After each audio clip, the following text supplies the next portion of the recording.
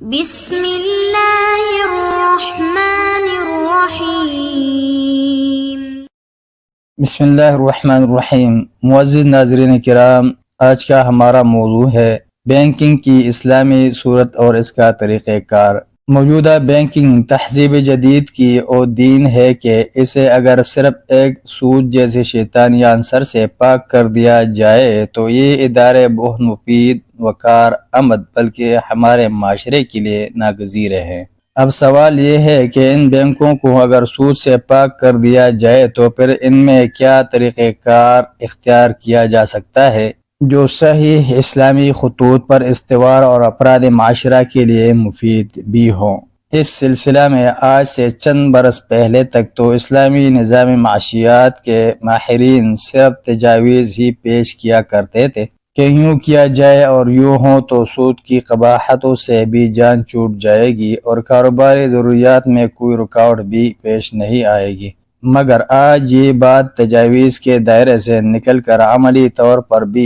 ہمارے سامنے آ چکی اور آ رہی ہے کہ بلا سود بینکاری بھی ممکن ہے، اور اس کی عملی شکلیں اسلامک بینکس اور اسلامک انویسٹمنٹ کمپنیز کے روپ میں موجود ہیں، جہاں مقرر شرح سود کی بجائے سرمایہ جمع کرانے والوں کے ساتھ اسلامی اصول مضاربت کی روح سے پرافٹ یا نفع و نقصان کی بنیاد پر معاہدہ طے کیا جاتا ہے۔ یہ اسلامی مالیاتی ادارے جمع شدہ مال کو مختلف تجارتی، صنعتی، زراعتی اور دیگر نفع اور کاموں میں لگاتے ہیں، اور جو نفع حاصل ہو اسے سرمایہ کے تناسب سے سرمایہ جمع کرانے والوں پر تقسیم کیا جاتا ہے۔ سود خوری کی لعنت کے مقابلے میں یہ ایک اسلامی اور بابرکت طریقہ ہے، مگر تجارتی کاموں میں ظاہر ہے کہ کبھی نقصان کا بھی احتمال ہوتا ہے، لیکن جب مثال کے طور پر 10 مختلف جگہوں پر بیلنس لگایا ہوا ہو، ان میں سے 8-9 جگہوں سے مسلسل نفع آ رہا ہو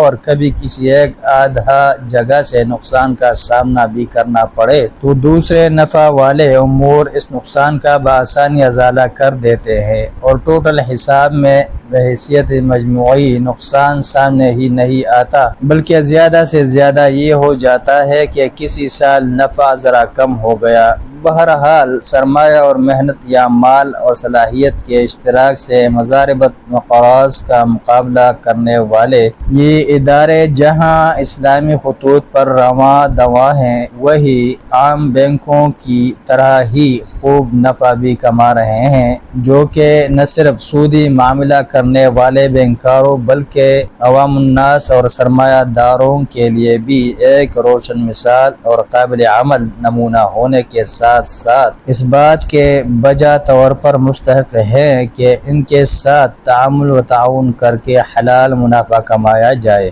آج بلا سود بینکاری کرنے والے یہ مالیاتی ادارے متحدہ عرب امارات، کویت، قطر، بحرین، سعودیہ، مصر، سوڈان، ترکی، قبرص، امریکہ کے قریبی جزائر، بہامز اور جنیوا، سوئٹزرلینڈ تک پھیل چکے ہیں، اور ان کی بیسیوں شاخیں مصروف عمل ہے، بلکہ دنیا کے کئی دیگر ممالک میں بھی اس تجربہ سے فائدہ اٹھانے کا جذبہ پایا جاتا ہے، اور حکومت پاکستان نے تو انتہائی جرأت مندانہ اقدام کیا ہے کہ ملک کے تمام نیشنل و پارٹنرز یا قومی و بیرونی بینکوں میں P&L اکاؤنٹ یا نفع و نقصان کی بنیاد پر معاملہ کرنے والے کھاتے سرکاری طور پر شروع کر دیے ہیں، اور بڑے وثوق کے ساتھ کہا جا سکتا ہے کہ وہ دن دور نہیں جب کم از کم پورے عالم اسلامی میں بلا سود بینکاری کا آغاز ہو جائے گا، اور جب غیر مسلم اقوام نے دیکھا کہ سود کے بغیر بھی بینکاری نہ صرف ممکن ہے بلکہ نفع بخش بھی ہے تو ان کا بھی اسی طریقے کو اختیار کر لینا بعید از قیاس نہیں، کیونکہ مغرب کے اہل فکر کی طرف سے بھی اس سودی نظام کے خلاف صدائے احتجاج بلند ہونی شروع ہو چکی ہے۔